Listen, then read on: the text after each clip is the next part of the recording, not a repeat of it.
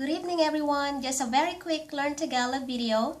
Let's practice saying ang, ng, mga, siya, at last one, ngayon.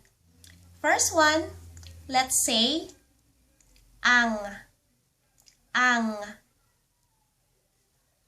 ang, ang.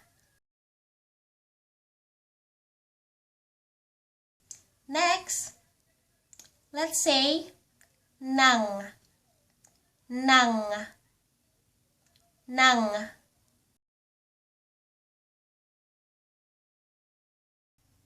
Mga, mga, nga, mga.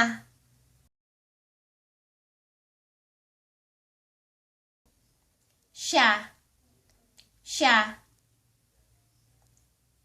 siya.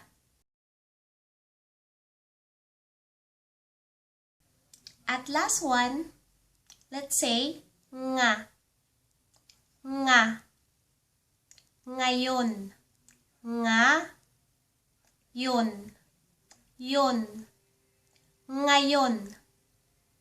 Let's say that again. Ngayon,